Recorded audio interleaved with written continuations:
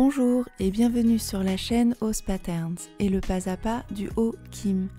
Cette vidéo complète le livret d'accompagnement inclus lors de l'achat du patron. Vous trouverez les étapes de réalisation et des conseils qui pourront également vous servir dans d'autres projets couture. Si cette vidéo vous a aidé, qu'elle vous a appris quelque chose, n'hésitez pas à la liker et à vous abonner pour rester informé des nouvelles publications. Je vous souhaite une belle expérience couture avec Ose Patterns. Tout d'abord, je commence par couper le tissu. Le coupon, que j'ai lavé au préalable, est plié en deux, l'envers face à moi.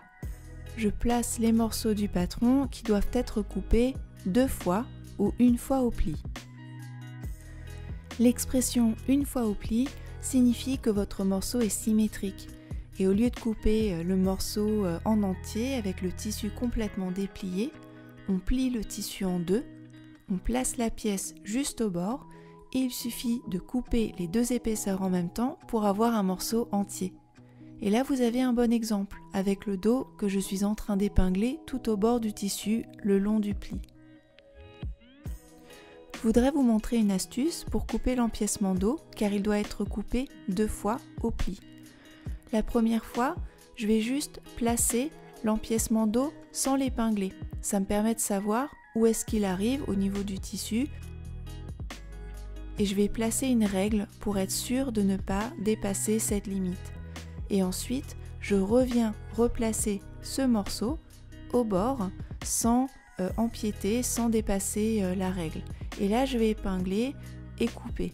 Et ensuite, quand j'aurai coupé une première fois cet empiècement, eh bien je vais pouvoir le replacer dans l'espace vide qui a été délimité grâce à la règle et comme ça, j'aurai mes 2 morceaux. Je place ensuite la manche. Avec ma règle japonaise, je vérifie que le droit fil de la manche est parallèle au droit fil du tissu. C'est très important. Sur toutes les pièces d'un patron, il y a un droit fil qui nous donne la direction verticale du tissu. Et pour avoir un vêtement qui tombe bien, c'est très important de faire concorder le droit fil du patron avec le droit fil du tissu. Et vous allez procéder de la même manière pour les autres pièces. Si besoin, le livret comporte un plan de coupe qui vous montre comment placer les pièces sur le tissu, donc n'hésitez pas à le consulter si besoin. Toutes les pièces qui ne sont pas thermocollées sont épinglées et on va pouvoir couper ces pièces. Certaines pièces du patron sont thermocollées. C'est le cas des pieds de colle, des bracelets de manche et des pattes de boutonnage devant. Pour éviter tout rétrécissement du tissu lors de l'application du thermo, je vous conseille fortement de thermocoller votre tissu avant de le couper. Le patronage comporte des indications qui vont vous aider à assembler le vêtement. Il est important de reporter les différents repères sur le tissu. Prenons l'exemple de la pièce 3 qui est le dos. Avec mes ciseaux coupe-fil, je vais marquer d'une petite entaille les différents crans qui sont importants et qui sont mentionnés sur le patron. Le cran qui indique l'ourlet à 1,5, les crans qui indiquent le pli rond, sans oublier le cran du milieu. Sur le devant, ne vous embêtez pas à marquer l'emplacement des boutons et des boutonnières tout de suite, nous le ferons après. Et donc vous allez marquer vos repères sur toutes les pièces. Nous allons commencer par réaliser la patte de boutonnage devant. Alors ce qu'il faut savoir, c'est que la patte de boutonnage côté droit et côté gauche, c'est absolument la même chose. Donc ce que je vous montre là, vous pourrez le répéter de l'autre côté. Il existe plusieurs méthodes pour réaliser une patte de boutonnage. La méthode que je vais vous montrer, c'est la méthode la plus simple qui consiste à faire le pliage de la patte de boutonnage dans un premier temps et, dans un temps ultérieur, de gérer l'ourlet. Il existe une méthode où vous faites les deux en même temps, c'est-à-dire le pliage de la patte de boutonnage et l'ourlet pour avoir un autre type de finition. Ce que je vais vous montrer dans cette vidéo, c'est la première méthode, la méthode la plus simple qui donne de très bons résultats. Si vous n'avez pas compris la différence entre les deux méthodes, ne vous inquiétez pas, je vous accompagne pas à pas et on va réaliser la première méthode ensemble. Avant de démarrer, vérifions que la patte de boutonnage est bien thermocollée. Nous allons commencer par plier le bord de 1 cm et repasser tout du long. Ensuite, plier de nouveau le long de la pliure indiquée sur le patronage, puis repasser. À cette étape, selon la matière choisie, vous serez peut-être amené à bâtir, c'est-à-dire à faire une couture provisoire à la main, mais cela n'est pas forcément nécessaire, ça dépend vraiment de la matière. Sur l'endroit, vous allez surpiquer maintenant à la machine à coudre le pli que vous venez de réaliser et vous allez piquer à quelques millimètres du bord. N'hésitez pas à faire des essais sur une chute pour vérifier que vous placez bien l'aiguille à la bonne distance. Puis, vous donnez un coup de repassage et vous faites la même chose de l'autre côté. Nous passons maintenant au dos et nous allons former le pli rond. C'est là où les marquages vont nous être très utiles. Alors, on repère bien le milieu dos, c'est le milieu du pli rond en fait, et on va emmener le point A sur le point B. Et on va faire la même chose de l'autre côté. Dans un premier temps, j'épingle, puis je vais piquer à 0,8 cm du bord pour maintenir le pli. En fait, à 0,8, cette piqûre, elle sera cachée quand nous viendrons coudre l'empiècement dos. Et une fois que vous avez réalisé le pli rond, repassez.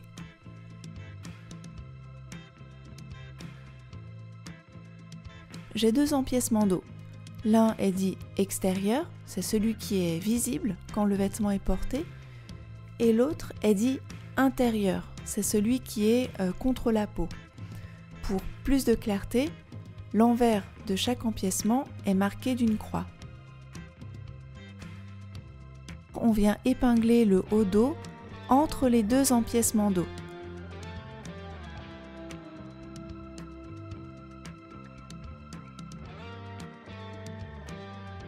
Ici, faites bien attention.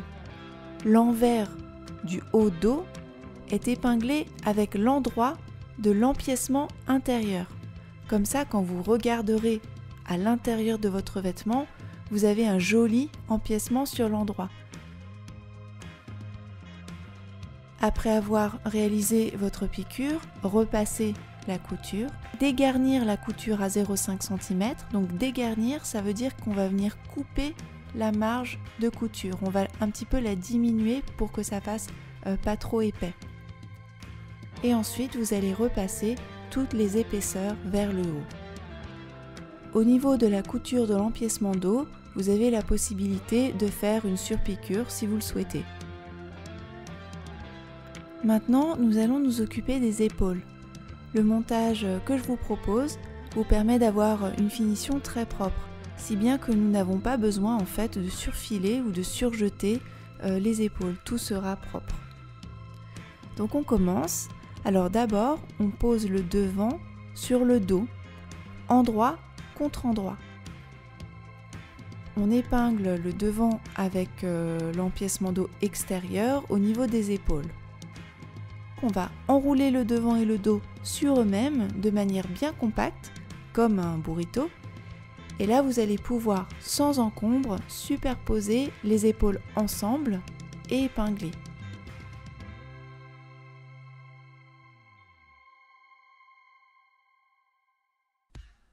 Et là, il ne reste plus qu'à piquer.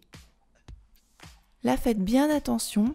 En fait, il faut bien veiller à dégager les autres parties qui pourraient se prendre malencontreusement dans cette piqûre. Repassez au fer les piqûres que vous venez de réaliser et vous allez sortir par l'encolure le devant et le dos qui ont été enroulés. Et là, faites bien attention à ne pas trop tirer l'encolure, sinon il pourrait s'élargir et ne pas s'assembler correctement avec le pied de colle. Et une fois que vous avez retourné la chemise, vous allez repasser le vêtement. Maintenant, nous allons nous occuper de la couture côté. Je vais vous proposer deux méthodes. Une première méthode qui est la plus simple, qui consiste à surfiler ou surjeter les côtés, puis on va piquer. et la deuxième méthode qui consiste à faire une couture anglaise. Première méthode, nous allons tout d'abord surfiler les côtés des devants et du dos. Pour cela, vous avez deux moyens. Soit vous utilisez le point zigzag de votre machine, ou alors vous utilisez une surjeteuse si vous en avez une. Une fois que vous avez réalisé votre finition, donc soit le zigzag, soit le surjet, vous allez épingler et piquer les côtés à la machine et repasser en ouvrant les coutures. Pour ouvrir les coutures, j'aime bien utiliser deux bandes cartonnées que je place de part et d'autre de la couture pour avoir un résultat net lorsque je repasse. Ça, c'était la première méthode. Maintenant, regardons ensemble la deuxième méthode avec une couture anglaise. La couture anglaise, c'est une très jolie finition qui permet d'avoir quelque chose de très soigné à l'intérieur. C'est une couture qui se fait en plusieurs temps.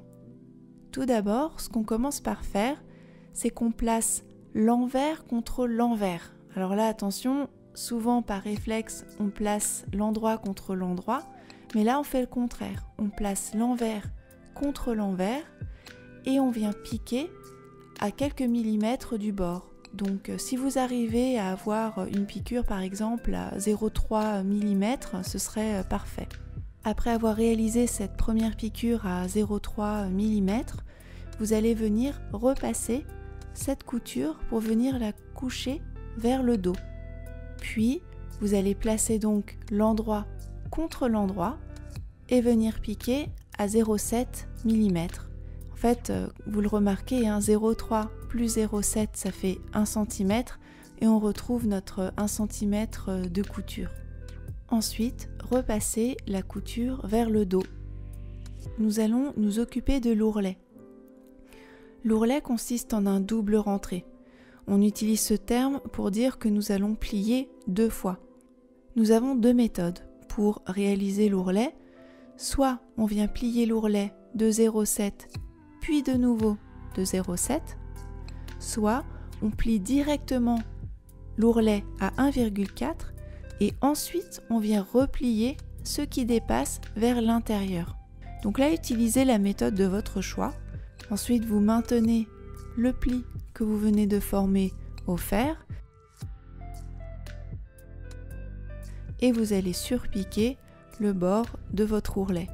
Il y a également une autre astuce dont j'aimerais vous faire part. Vous pouvez garder l'étape de l'ourlet pour vraiment la toute fin de votre travail, c'est-à-dire que vous avez déjà fait vos boutonnières, vous avez déjà mis les boutons et vous gardez l'ourlet vraiment à la fin. Et de cette manière, vous pourrez égaliser au millimètre près le côté droit et le côté gauche pour être sûr d'avoir deux côtés parfaitement égaux. Maintenant, nous allons nous occuper du col. Le col est composé de deux parties, le volant et le pied de colle. Le volant, il est froncé et il va se fixer entre les deux pieds de colle, en sandwich. Et pour faciliter la répartition des fronces, pour que ce soit bien équilibré, eh bien, je vous propose des crans qui sont notés C, D, E. Vous allez les retrouver sur le patronage. Donc pensez bien à marquer ces repères sur le volant et sur les pieds de colle avant de démarrer. Commencez par plier le volant dans le sens de la largeur, endroit contre endroit. Vous voyez ici que je n'ai pas thermocollé le volant. Et si vous avez un tissu très souple, il faudra peut-être envisager de le thermocoller pour qu'il se tienne bien. Mais après, c'est à vous de voir, à vous de faire le test. Piquez les extrémités. Retournez le volant en formant de jolis coins. Alors ici, il n'y a pas besoin de dégarnir. Si je plie soigneusement le coin, je peux le retourner facilement et avoir une pointe bien nette. Nous allons maintenant froncer le volant. Et pour cela, nous allons passer deux fils de fronce. Ces deux fils de fronce, ils vont se retrouver de part et d'autre de la ligne de couture. Alors, tout d'abord, il faut commencer par augmenter la longueur du point et diminuer la tension du fil. C'est très important de faire les deux parce que vous le verrez un peu plus tard dans la vidéo, j'ai oublié de diminuer la tension du fil et j'ai eu un peu de mal à froncer mon volant. Donc c'est très important, augmenter la longueur du point, mais aussi diminuer la tension du fil. Ne faites pas de point arrière pour le fil de fronce, puisque l'idée c'est d'avoir un fil qui bouge pour pouvoir resserrer les fronces, pour pouvoir resserrer le tissu. Et donc c'est parti, mon premier fil de fronce passe à 0,8 cm du bord. N'oubliez pas de laisser dépasser le fil de 5-6 cm avant de commencer, ça va vous permettre en fait de tirer par la suite pour froncer le volant. Et à la fin, vous laissez également 5-6 cm de fil. Ensuite, passez un autre fil de fronce à 1,5 cm du bord. Et ensuite, vous allez froncer le volant.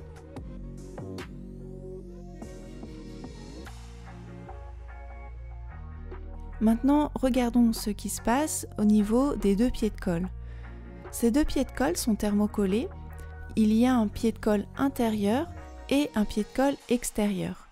Et vous allez prendre le pied de colle intérieur, vous choisissez l'un des deux, et vous allez plier le bord de 1 cm. Et ensuite, le volant va venir entre les deux pieds de colle, le pied de colle intérieur donc et le pied de colle extérieur. Alors on va procéder en deux temps pour faciliter l'épinglage.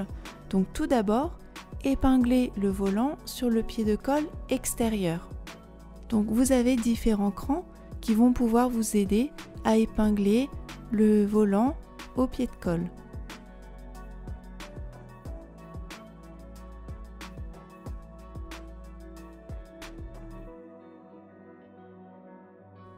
Au niveau des extrémités, faites bien attention, le volant est épinglé à 1 cm du bord. Donc faites bien correspondre l'écran du milieu et l'écran C, D, E ensemble pour répartir les fronces de manière équilibrée. Et si besoin, vous pouvez venir corriger, affiner pour que l'écran corresponde bien. Et ensuite, je viens épingler le pied de colle intérieur.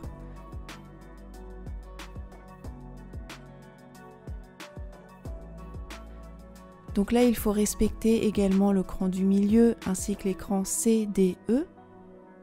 Vous le voyez, le volant se retrouve épinglé entre les deux pieds de colle. Et on va venir par la suite piquer tout autour de ce volant.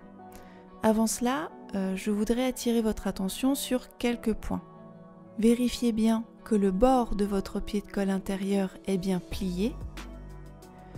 À la machine, faites bien attention à ne pas piquer le volant dans la couture des côtés du pied de colle parce qu'en fait quand vous allez retourner ce pied de colle vous allez vous retrouver avec un bout de volant coincé dans le côté, ce qui n'est pas le résultat attendu, et donc vous allez venir vraiment piquer tout autour du col à la machine. Ensuite vous allez dégarnir le coin, cranter les marges de couture. Cranter, c'est quoi? C'est faire des petites entailles dans la marge de couture pour que le tissu se place bien.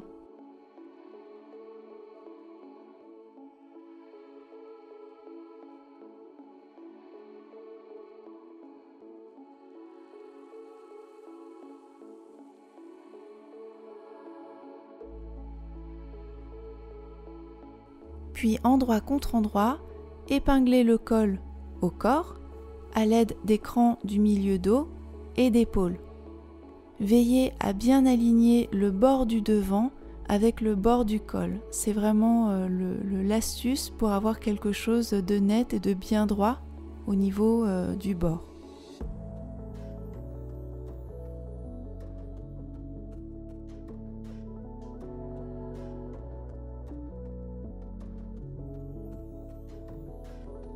Piquez à la machine.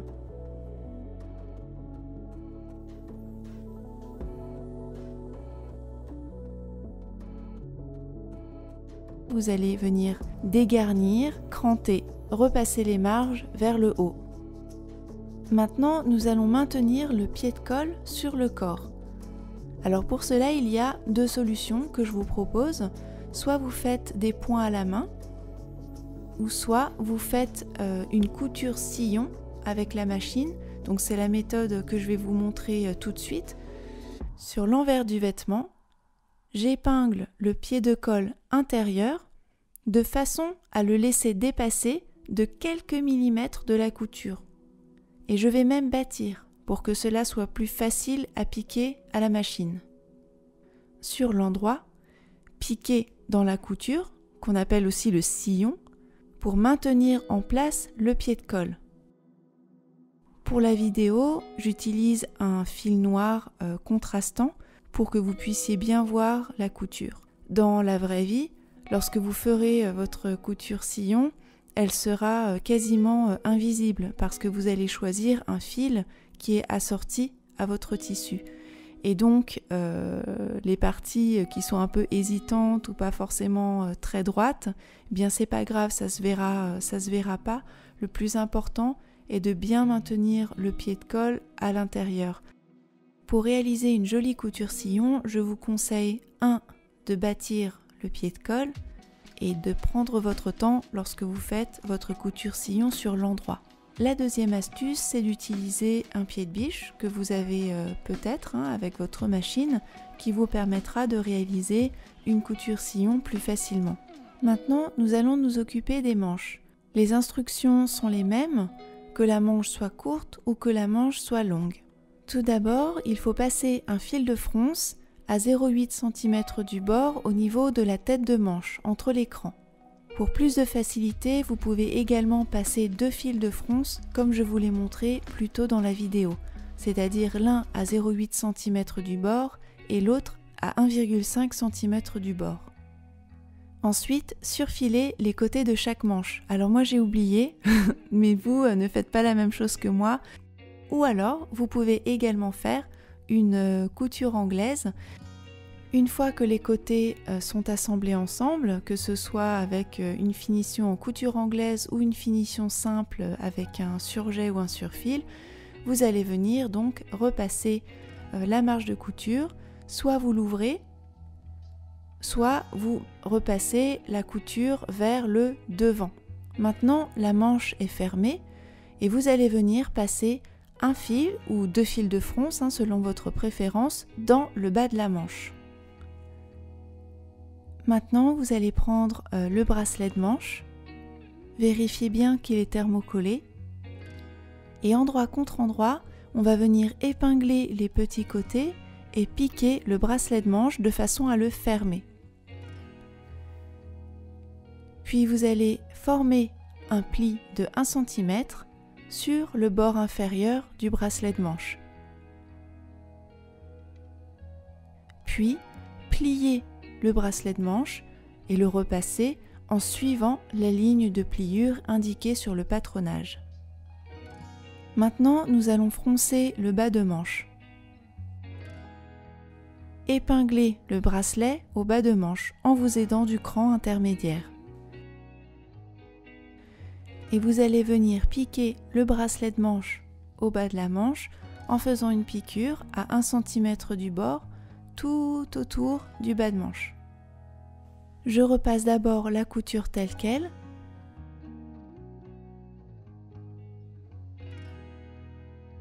Puis je couche la couture vers le bracelet de manche et je repasse tout autour.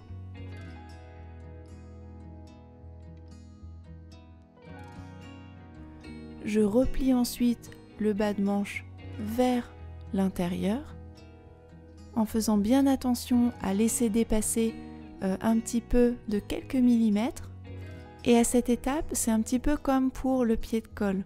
Soit vous pouvez faire des points mains, parfois les points mains sont plus faciles parce que la circonférence est plus petite, soit vous pouvez bâtir et faire une couture sillon.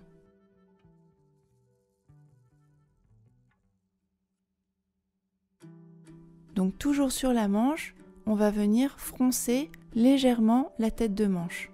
Puis nous allons épingler la manche à la tête de manche. Alors pour cela, faites bien attention parce qu'il y a des crans qu'il faut respecter. Sur le devant de la manche, vous avez 2 crans qui vont venir s'épingler au niveau de l'emmanchure du devant où il y a également 2 crans et il faut que ces 2 crans correspondent. Et ensuite, dans le dos, sur la manche, on a un cran et sur le corps, on a en fait la piqûre, la ligne de piqûre d'empiècement et ce cran, il va venir pile au niveau de la couture d'empiècement.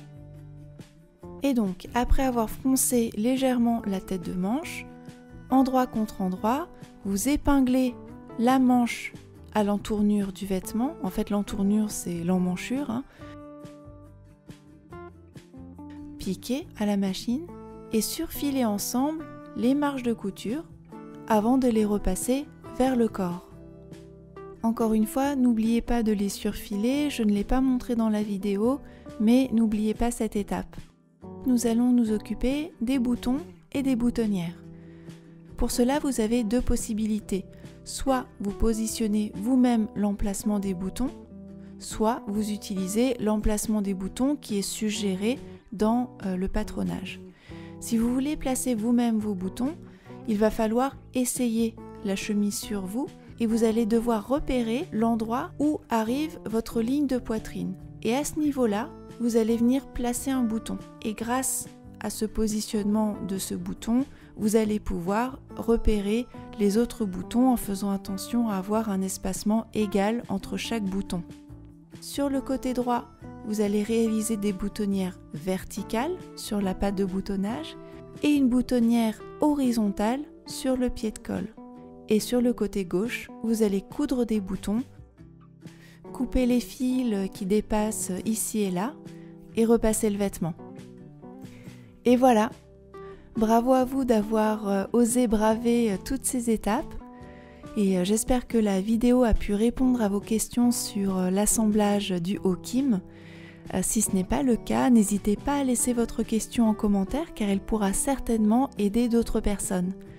J'espère que vous avez passé une bonne expérience couture avec Oz Patterns et que ce haut vous rappellera votre force et les choses merveilleuses que vous êtes capable de faire. En attendant la prochaine vidéo, retrouvez-moi sur Instagram @oz-patterns ou sur le site oz-patterns.com. À très bientôt.